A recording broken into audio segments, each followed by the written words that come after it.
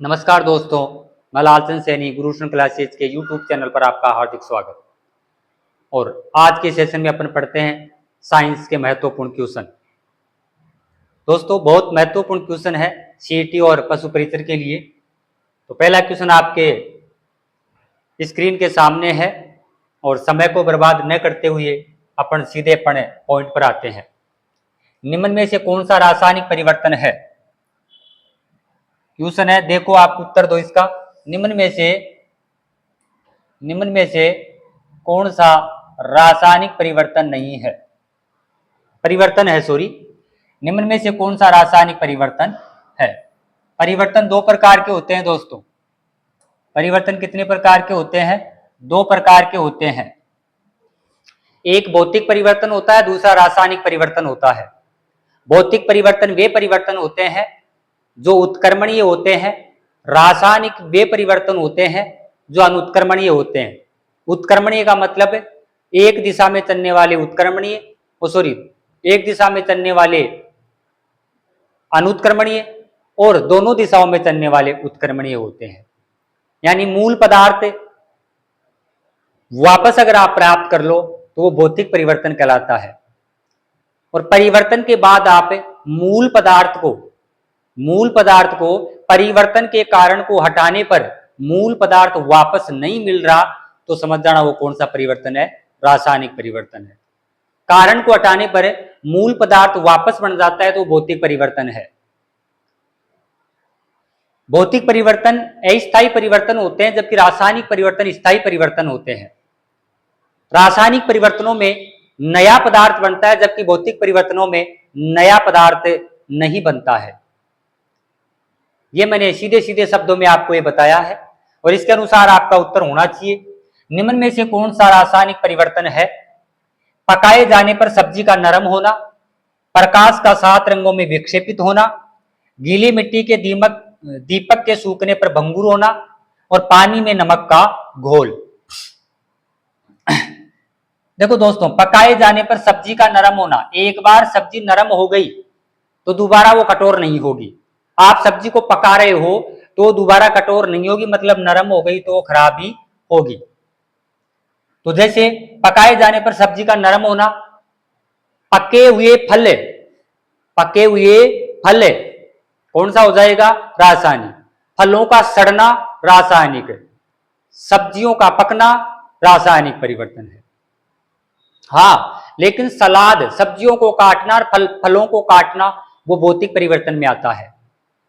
तो नरम हो गई तो मतलब कौन सा परिवर्तन होगा? आपका रासायनिक परिवर्तन होगा। अगली बात अपन करते हैं इसमें, प्रकाश का 7 रंगों में विक्षेपित होना। तो हम कहेंगे गुरुजी ये कौन सा परिवर्तन है? भौतिक परिवर्तन है। कैसा परिवर्तन है ये? भौतिक परिवर्तन है। भौतिक। गीली मिट्टी के दीपक के सूखने पर भंगुर होना कौन सा परिवर्तन है? भौतिक परिवर्तन है। भौतिक परिवर्तन है। पानी में नमक का घोल कौन सा परिवर्तन होगा? भौतिक परिवर्तन होगा। और पहला कौन सा आपका उत्तर हो गया? कौन सा? पहला। देखो, पकाए जाने पर सब्जी का नरम होना रासायनिक परिवर्तन है, जबकि प्रकाश का 7 रंगों में विक्षेपित होना वर्ण विक्षेपण प्रक्रिया। प्रिज्म से आप प्रकाश को गुजारते हैं तो 7 रंगों में विक्षेपित हो जाता है, उसको कहते हैं अपन 7 रंगों में विभक्त होना है, वर्ण विक्षेपण की घटना। प्रिज्म को आप उल्टा कर दोगे आगे तो वापस आपको कौन सा रंग मिल जाएगा? सफेद। तो मतलब ये कौन सा हो जाएगा? भौतिक परिवर्तन है। गीली मिट्टी के दीपक के सूखने पर भंगुर होना, मिट्टी कैसी थी दोस्तों? गीली थी, सूखी तो कैसी हो गई? भंगुर। और भंगुर को वापस गीला कर दोगे तो वो परिवर्तन हो जाएगा कौन सा? भौतिक परिवर्तन। पानी में नमक का घोल, पानी में नमक का घोल, आप ये सोचा करो कि ये भौतिक परिवर्तन, क्या मूल पदार्थ इसमें मिल रहा है? बिल्कुल मिल रहा है। 7 रंगों में विक्षेपित हो रहा था, आपको 7वां रंग वापस सफेद मिल जाएगा। प्रिज्म को उल्टा कर देते हैं तो भंगुर हो गई, गीला कर दो वापस, वो वापस हो जाएगी। पानी में नमक का घोलना, पानी में आप नमक डालो, गर्म करो, पानी वाष्प प्राप्त कर लो और पेंदे में कौन रह जाता है? नमक। तो कौन सा परिवर्तन? भौतिक परिवर्तन। तो बताओ आपका उत्तर कौन सा आ गया? पहला ऑप्शन सही है। यह है आपके रासायनिक और भौतिक परिवर्तन। आप तो 3 बात याद रखा करो। अगर मूल पदार्थ आपको मिल रहा है तो भौतिक परिवर्तन है, मूल पदार्थ आपको नहीं मिल रहा तो रासायनिक परिवर्तन है। जैसे मैं कहूं लकड़ी को काटना, किसको काटना दोस्तों? लकड़ी को काटना, तो लकड़ी को काटना कौन सा परिवर्तन होगा? भौतिक परिवर्तन। और लकड़ी को ये जला रहे हो आप, दहन, जलाना, लकड़ी को जलाना, तो फिर वो कौन सा हो जाएगा? रासायनिक। क्योंकि लकड़ी को जलाया, राख बन गई, आप क्या लकड़ी मिला वापस प्राप्त कर सकते हैं? नहीं। तो मतलब कौन सा? रासायनिक परिवर्तन हो जाएगा। फलों का पकना रासायनिक है, फलों का सड़ना रासायनिक है। अगर कोई रंग परिवर्तन, सेव को काटा भूरा रंग गया तो रासायनिक है। तो ये कौन से परिवर्तन होते हैं? रासायनिक परिवर्तन। कागज को फाड़ना रासायनिक नहीं है, भौतिक है, लेकिन कागज को जलाना क्या है? रासायनिक परिवर्तन है। अगले क्वेश्चन की अपन बात करें,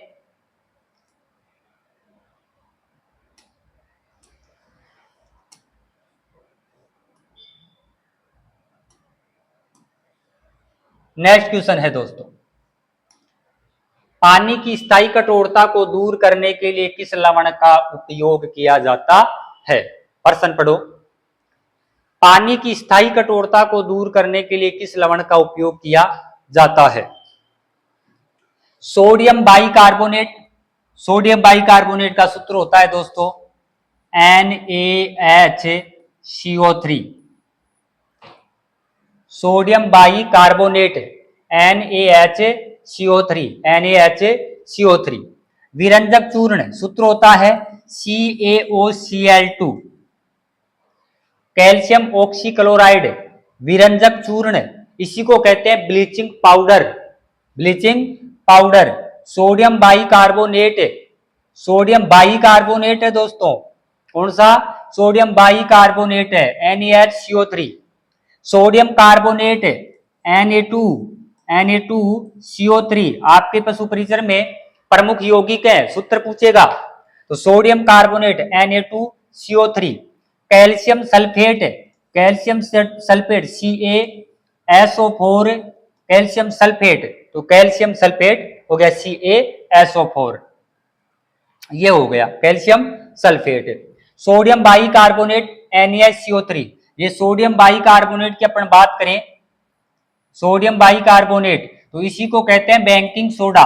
बताओ कौन सा कहते हैं? बेकिंग सोडा कहते हैं। कौन सा सोडा? Baking soda. इसी को दोस्तों कहते हैं खाने का सोडा। बताओ क्या कहते हैं? खाने का सोडा।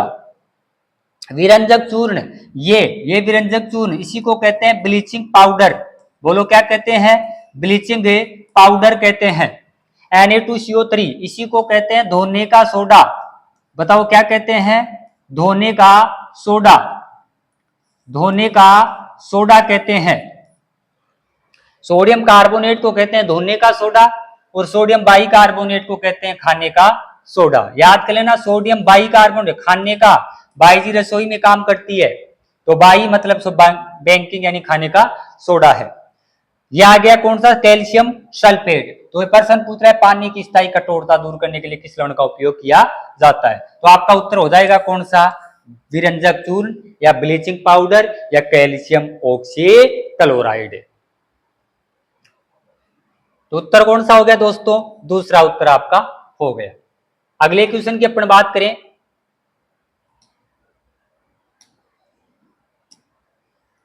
तीसरा क्वेश्चन, दूध प्रोटीन के पाचक के लिए निम्न एंजाइमों में कौन जिम्मेदार है? दूध प्रोटीन के पाचक के लिए निम्न एंजाइमों में कौन जिम्मेदार है? देखो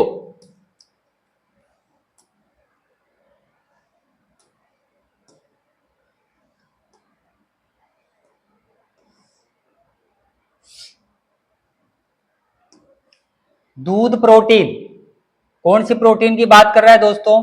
दूध प्रोटीन की बात कर रहा है। तो दूध जो प्रोटीन होती है, दूध प्रोटीन के पाचक के लिए कौन जिम्मेदार एंजाइम है? तो क्या पेप्सिन है? बिल्कुल, ये प्रोटीन का पाचन करता है दोस्तों। किसका पाचन करता है? प्रोटीन का। ट्रिप्सिन है, बिल्कुल ये भी किसका करता है? प्रोटीन का। इरेप्सिन है, बिल्कुल ये भी किसका करता है? प्रोटीन का। और रेनिन भी क्या करता है? प्रोटीन का पाचन करता है। लेकिन ये पूछ रहा है कौन सी प्रोटीन दोस्तों, दूध प्रोटीन, दूध प्रोटीन। और हम जानते हैं दूध कौन पीते हैं, बच्चे पीते हैं। दूध कौन पीते हैं, बच्चे पीते हैं। तो उसका जो पाचन करता है दोस्तों वो कौन करता है, रेनिन। ये रेनिन जो प्रोटीन है, ये जो रेनिन प्रोटीन है, ये दूध प्रोटीन को किसमें बदल देता है, दही में बदल देता है। तभी तभी जब बच्चा दूध पीने के बाद में उल्टी करता है, मितली करता है, तो उसके मितली में क्या आता है, दही आता है। वो दही कहां से आया, क्योंकि इस दूध प्रोटीन को बदलने का काम दही में कौन करता है, रेनिन प्रोटीन करता है।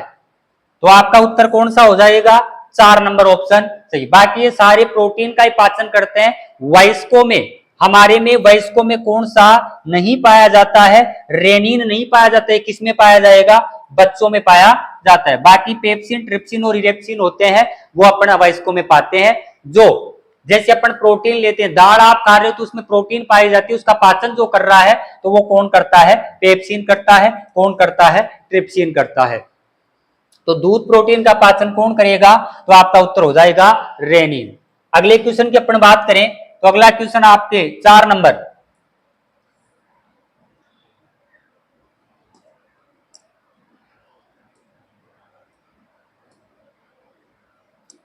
देखो निम्न में से परावर्तन की घटना नहीं है, निम्न में से परावर्तन की घटना नहीं है। परावर्तन किसे कहते हैं, जब कोई प्रकाश की किरण, जब कोई प्रकाश की किरण समतल सतह से टकराकर वापस उसी दिशा में लौट जाती है, तो इस घटना को कहते हैं प्रकाश का परावर्तन। ये लेपित पृष्ठ कहलाता है, ये आपतित किरण कहलाती है, ये परावर्तित किरण कहलाती है। ये डाला गया क्या होता है, अभिलंब होता है। तो जब कोई प्रकाश की किरण समतल सतह से टकराकर वापस उसी दिशा में लौट जाती है, तो ये घटना क्या कहलाती है, परावर्तन की घटना कहलाती है। ये डाला गया अभिलंब होता है, इसमें कोण, ये कोण आई होता है, ये कोण होता है कोण आर। इसी को कहते हैं आपतन कोण, इसी को कहते हैं परावर्तन कोण। दो नियम होते हैं परावर्तन के, कि आपतित किरण, डाला गया विलंब और परावर्तित किरण तीनों एक ही तल में स्थित होते हैं। ये वाला जो आपको तल दिख रहा है, आपतन कोण और परावर्तन कोण हमेशा क्या होते हैं, बराबर। कोण आई बराबर क्या होता है, कोण आर होता है। मतलब ये 30 डिग्री का कोण होगा तो ये भी कितने डिग्री का होता है, 30 डिग्री का। पहले आपने क्लास में पढ़ लिया है। हमसे पूछ रहा है निम्न में से परावर्तन की घटना नहीं है, पूछ रहा है, क्या पूछ रहा है, नहीं है। दर्पण में प्रतिबिंब निर्माण, दर्पण में प्रतिबिंब निर्माण परावर्तन की घटना है। लेंसों में अपवर्तन आएगा दोस्तों, लेंसों में क्या आता है, अपवर्तन। तो दर्पण में प्रतिबिंब कौन सी घटना के कारण बनता है, परावर्तन की। लेंस में प्रतिबिंब निर्माण, अगला देखो रेतीली मिट्टी का चमकना। रेतीली मिट्टी वो चमक रही है, तो उस रेतीली मिट्टी पे प्रकाश गिर रहा है और उसका परावर्तन होकर आपकी आंखों में पहुंच रहा है, तो वो कौन सी घटना है, परावर्तन की घटना है। वस्तुओं का दिखाई देना, जब किसी वस्तु पर, वस्तु आपको क्यों दिखाई देती है, जब तक वस्तु पर प्रकाश नहीं गिरता है तब तक आप वस्तु को नहीं देख सकते। और जैसे ही वस्तु पर प्रकाश गिरा तो वो प्रकाश परावर्तन होगा और होकर आपकी आंखों तक आता है, तो आपको वो वस्तु क्या होती है, दिखाई देती है। अगर वस्तु अंधेरे में है तो आपको दिखाई नहीं देगा। देखने के लिए वस्तु पर क्या होना जरूरी है, प्रकाश गिरना जरूरी है। तो बताओ उत्तर कौन सा हो जाएगा, लेंसों में प्रतिबिंब निर्माण।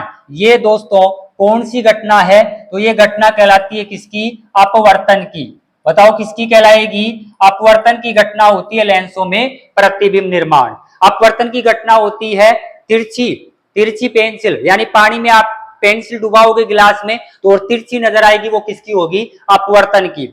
हीरे का चमकना पूर्ण आंतरिक परावर्तन की घटना है, हीरे का चमकना पूर्ण आंतरिक परावर्तन की घटना है।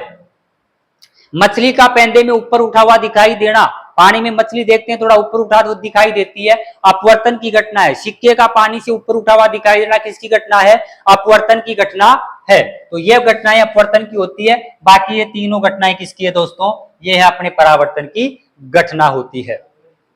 अगली अपन बात करें, अगली अपन बात करें तो अगला क्वेश्चन है,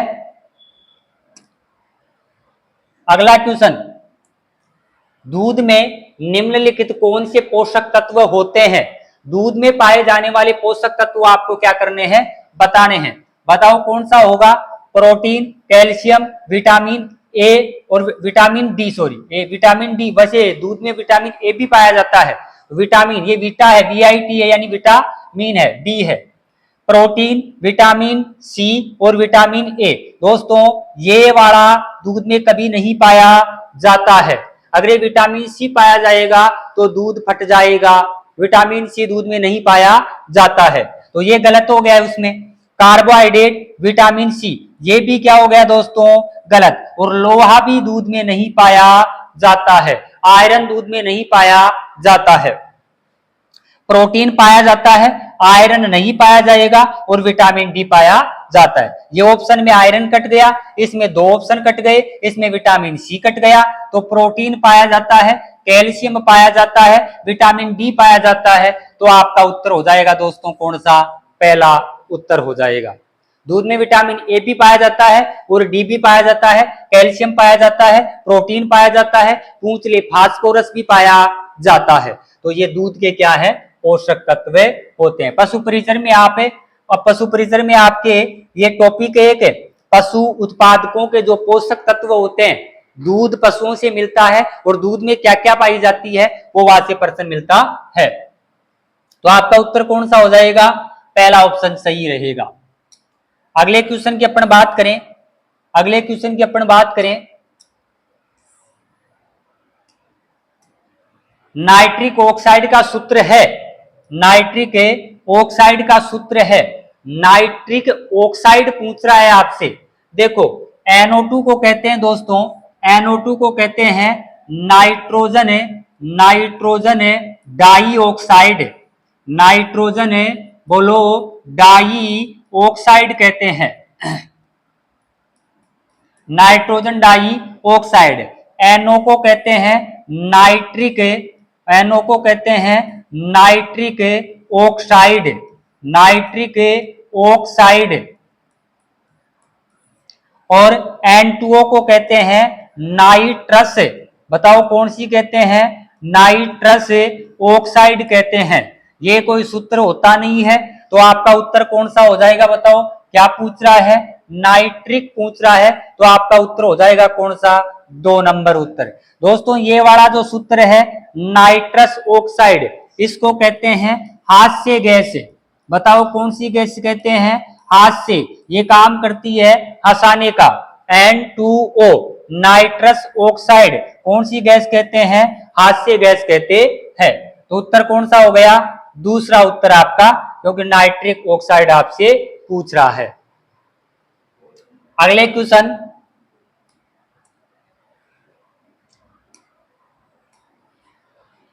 तीस डिग्री सेल्सियस पर कौन सी धातुएं द्रव होती है, धातुएं द्रव। जब धातु और अधातु का आप विभाजन करते हैं तो धातुएं वे होती है जो ठोस और कठोर होती है। कैसी होती है, ठोस और कठोर होती है, कौन, धातुएं। लेकिन दोस्तों ये जो होती है ये धातुएं द्रव है, तो मतलब ये क्या होंगी, अपवाद होती हैं। क्या होती है, अपवाद। धातुएं क्या होती है, ठोस और कठोर होती है, लेकिन ये तीन क्या है, अपवाद है। मरकरी, आयरन और जिंक। दोस्तों मरकरी तो द्रव होता है, मरकरी तो द्रव होता है, लेकिन आयरन ठोस है और जिंक भी क्या होता है, ठोस होता है। मतलब ये ऑप्शन नहीं रहेगा, ये पूछ रहा है द्रव। मरकरी सही है, गैलियम और सीजियम आगे और बात कर लेते हैं। जिंक है, बिल्कुल ठोस है। लेड, शीशा, बिल्कुल ठोस है। टिन बिल्कुल क्या है, ठोस है। तो ये तो तीनों ही क्या होंगी, ठोस अवस्था में पाई जाती है। मरकरी द्रव में पाई जाती है, टिन और लेड ये ठोस अवस्था में पाए जाते हैं। तो बताओ आपका उत्तर कौन सा हो जाएगा, आपका उत्तर कौन सा हो गया, 2। मरकरी, गैलियम और सीजियम ये दोनों ही जो होती, तीनों ही जो होती है वो 30 डिग्री या कमरे के तापमान पर द्रव अवस्था में पाई जाती है। बाकी धातुएं वे होती हैं जो कठोर और क्या हो, ठोस हो, उनको अपन धातु कहते हैं। चमकीली हो, आघात वर्धनीयता का गुण पाया जाता हो, तैन्यता का गुण पाया जाता हो। तैन्यता का मतलब तार के रूप में परिवर्तन करना। और सबसे तैन्य धातु जो होती है वो दोस्तों वो कौन सी होती है, सोना होती है। बताओ कौन सी होगी, सोना। और सोने के बाद में आती है दोस्तों कौन है, चांदी। आप कहो कितनी तैन्य कर दो सोने को, 1 ग्राम सोने से 2 किलोमीटर आप कितना बना सकते हैं, तार बना सकते हैं। इतनी क्या होती है, तैन्य होती है। और धातुएं क्या होती है, चमकशील। अधातुएं क्या होती है, चमकशील नहीं होती है। कल परसों रविवार को स्टेनोग्राफर एग्जाम हुआ, वहां पर पूछा था कि ऐसी कौन सी अधातु है जो चमकशील पाई जाती है। अधातुएं चमक रहित होती है, लेकिन अपवाद थी दोस्तों। एक तो कौन होती है, सल्फर। एक तो कौन होती है, सल्फर, और दूसरा कौन होता है, आयोडीन। ये दोनों ही अधातु हैं जो कौन सी अवस्था में होती है, चमकशील अवस्था में पाई जाती है। तो आपका उत्तर हो गया कौन सा, दूसरा। अगले क्वेश्चन की अपन बात करें, अगले क्वेश्चन की अपन बात करें। देखो, निम्न में से किस लवण में क्रिस्टलन जल नहीं पाया जाता है, नीला तोता, धावन सोडा, जिप्सम, बेकिंग सोडा। ये पूछ रहा है दोस्तों क्रिस्टलन जल, क्या पूछ रहा है, क्रिस्टलन जल किसमें नहीं पाया जाता है। यानी सूत्र जब आप रासायनिक नाम लिखते हैं और रासायनिक सूत्र में जल के अणु नहीं जुड़े हुए हैं तो वो जुड़े हुए हैं तो वो क्रिस्टलन जल है, और नहीं जुड़े हो तो कौन सा नहीं है, क्रिस्टलन जल नहीं है। तो क्रिस्टलन जल किसमें नहीं पाया जाता है, देख लेते हैं एक बार इसका। ये साधारण नाम है, इनको आप रासायनिक नाम लिखोगे तो देखो, नीला तोता का होता है, नीला तोता का होता है CuSO4, कॉपर है, सल्फेट, और जो क्रिस्टलन जल होता है वो होता है 5H2O। ये सूत्र होता है। तो बताओ जल के कितने अणु, 5 है, तो ये क्रिस्टलन जल के रूप में पाया जाता है। दामन सोडा पीछे पहले क्वेश्चन में ही आ गया था। दामन सोडा धोने का सोडा, कैल्शियम कार्बोनेट, कैल्शियम क्या है, सॉरी सोडियम कार्बोनेट, दामन सोडा यानी सोडियम कार्बोनेट, Na2CO3, Na2CO3 और डॉट 10H2O होता है। कितना होता है, 10H2O। बताओ कितने जल के अणु, 10 के। कौन से में, धावन सोडे में। जिप्सम का सूत्र लिखोगे तो होता है CaSO4 half dot half H2O। बताओ कि जिप्सम का पूछ रहा है दोस्तों, ये तो हाफ तो किसका होता है, प्लास्टर ऑफ पेरिस का होता है, तो यहाँ पर आ जाएगा 2Ha2O। हाफ आ जाएगा तो मतलब POP होगा, plaster of Paris. Baking soda खाने का सोडा, बेकिंग सोडा खाने का सोडा, इसका सूत्र होता है NaHCO3, सोडियम बाई कार्बोनेट। बताओ जल के अणु किसमें नहीं दिख रहे, तो आप बोलोगे गुरुजी चौथे नंबर में नहीं दिख रहे, तो आपका उत्तर कौन सा हो जाएगा दोस्तों, 4 नंबर उत्तर हो जाएगा। नीला तोता है कॉपर सल्फेट, ये साधारण नाम है दोस्तों, नीला तोता। कौन है, नीला तोता। अगर आपसे पूछ लेता है, आपसे पूछ लेता है कास्टिक सोडा, बताओ कौन सा, कास्टिक सोडा, तो कास्टिक सोडा कहते हैं KOH को दोस्तों। किसको कहते हैं, KOH को कहते हैं। अगर आपसे पूछ लेता है, अगर आपसे पूछ लेता है, sorry KOH caustic soda, NaOH को कहते हैं दोस्तों। किसको कहते हैं, NaOH को कहते हैं, कास्टिक सोडा। अगर आपसे पूछ लेता है बुझा हुआ चूना या बिना बुझा हुआ चूना, तो बिना बुझा हुआ चूना होता है कैल्शियम ऑक्साइड, और बुझा हुआ चूना पूछ ले तो CaOH2, इसको कहते हैं बिना बुझा हुआ चूना। जब आप अभिक्रिया किससे करवाते हैं, जल के साथ, तो ये बन जाता है कौन है, ये बिना बुझा हुआ, जल में भिगोया तो बुझा हुआ बन गया, तो कैल्शियम हाइड्रोक्साइड बुझा हुआ और कैल्शियम ऑक्साइड क्या होता है, बिना बुझा हुआ होता है। एक होता है दोस्तों Mg मैग्नीशियम हाइड्रो ऑक्साइड, इसको कहते हैं मिल्क ऑफ मैग्नीशिया। कल परसों स्टेनोग्राफर एग्जाम में प्रश्न आया, milk of magnesia anti acid प्रति अम्ल, क्या होता है, प्रति अम्ल, क्षार होता है एक ही, प्रति अम्ल, milk of magnesia, magnesium hydro oxide इसको कहते हैं। तो आपका उत्तर कौन सा आ गया, 4 नंबर आपका उत्तर आ गया। अगले क्वेश्चन की अपन बात करें, अगले क्वेश्चन की अपन बात करें तो देखो प्रश्न क्या है, पढ़ो एक बार। निम्न में से कौन सा रासायनिक परिवर्तन को निरूपित करता है?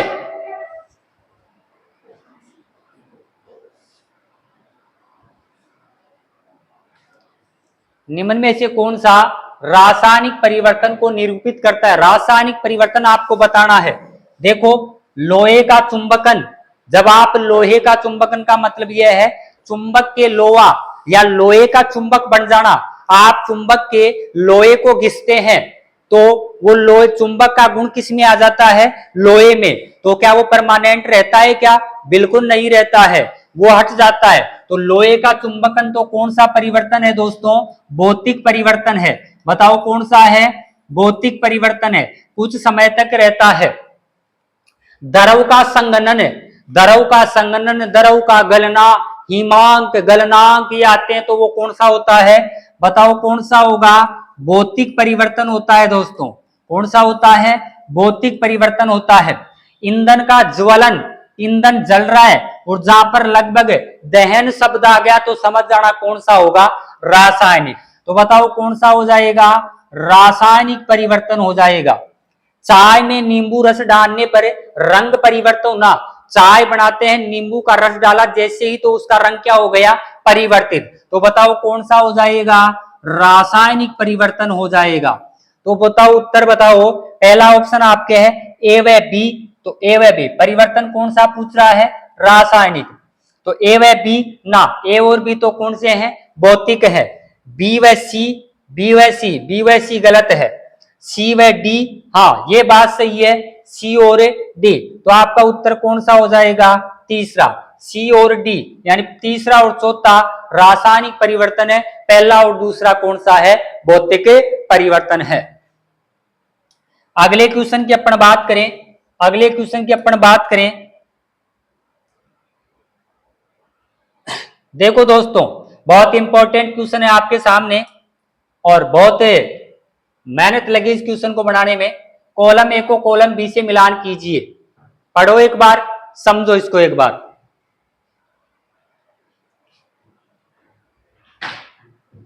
देखो कॉलम ए को कॉलम बी से मिलान आपको करना है। एक कोशिकीय जीव, इधर एक कॉलम एक है, इधर कॉलम बी है। एक कोशिकीय जीव, एक कोशिकीय जीव, बताओ एक कोशिकीय जीव। अगला है पौधा, मिलान करना है केंचुआ, मिलान करना है कीट, मिलान करना है मेंढक, स्तनधारी और मछली। अगर आपसे कहें एक कोशिकीय जीव जो श्वसन क्रिया करते हैं वो किससे करते हैं? बताओ। त्वचा से करते हैं, श्वास रंध्र से करते हैं, कोशिका झिल्ली से करते हैं, फेफड़ों से करते हैं, त्वचा से या रंध्र या कलोम या फेफड़े। तो देखो अपन को पता है मेंढक की बात करें तो मेंढक जो होता है कितने नंबर पर है? मेंढक जो होता है वो किससे करता है? फेफड़ों से करता है, फेफड़े दोनों से करता है, फेफड़े और त्वचा से करता है। पौधे, पौधे बताओ किससे करते हैं? रंध्रों से करते हैं। पत्तियों में पौधों में क्या पाए जाते हैं? रंध्र पाए जाते हैं, वहां से श्वसन क्रिया करते हैं। केंचुआ, केंचुआ करता है किससे? त्वचा से। केंचुआ किससे करता है? त्वचा से। कीट किससे करते हैं? श्वास रंध्रों से। किससे करते हैं? श्वास रंध्रों से। स्तनधारी, स्तनधारी बताओ किससे करते हैं? फेफड़ों से। बताओ अगला मछली, मछली किससे करती है? बोलो किससे करते हैं? कलोम से करते हैं। मिल गया आपको? सही। तो एक कोशिकीय के लिए कोई मिलान के लिए अपने पास था नहीं, मिलाया आपने तो आपके पास देखो कौन सा आया है? ख में कौन सा आया है? ख वाला बताओ। एक रह गया ना, हाँ कोशिका झिल्ली रह गया यहाँ पर। एक कोशिकीय जीव तो अपना कौन सा आ जाएगा? कोशिका झिल्ली। एक कोशिकीय जीव कोशिका झिल्ली। तो बताओ एक में कितना है? 3 है क्या? पहले में 3 है, सही बात। दूसरे में 2, ब में 3 मिल रहा है। फिर ख में कौन है? 5 है क्या? ख में बिल्कुल 5 है, सही है। केंचुए में कौन है? पहला है क्या? बिल्कुल पहला है, सही। कीट में दूसरा है श्वास रंध्र, बिल्कुल सही है। तो आपका उत्तर कौन सा हो जाएगा? ब। कहने का मतलब श्वसन क्रिया है एक कोशिकीय जीव, बताओ किससे संबंधित है? कोशिका झिल्ली। पौधे रंध्र संबंधित है। केंचुए त्वचा संबंधित है। कीट श्वास रंध्र या श्वास प्रणाल संबंधित है। मेंढक फेफड़े और त्वचा दोनों से करते हैं। स्तनधारी करते हैं, फेफड़ों से करते हैं, अपनाते हैं स्तनधारी में।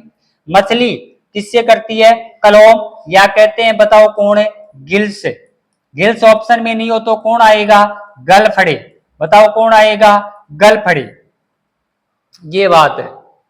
तो बैठ गई बात है। मिलान किया अपने कॉलम ए को कॉलम बी से मिलान किया आपने, और बहुत ही शानदार क्वेश्चन था। आपका जो श्वसन तंत्र है, श्वसन तंत्र है पशु परिसर में, यह आपके नया टॉपिक जुड़ा है दोस्तों, और उसमें यहां से 100% एग्जाम में प्रश्न पूछा जाएगा। तो श्वसन तंत्र से संबंधित जो बातें थी यहां पर अपने क्या हो गई? क्लियर हो गई है। तो आपका उत्तर कौन सा आ जाएगा? ब ऑप्शन आ जाएगा। समझ गए बात? अगली बात अपन करें, अगली बात अपन करें,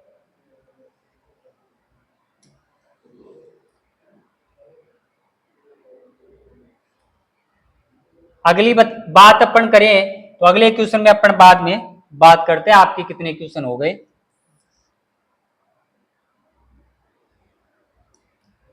तो ये दोस्तों आज के क्वेश्चन थे, बहुत महत्वपूर्ण सेशन था अपना।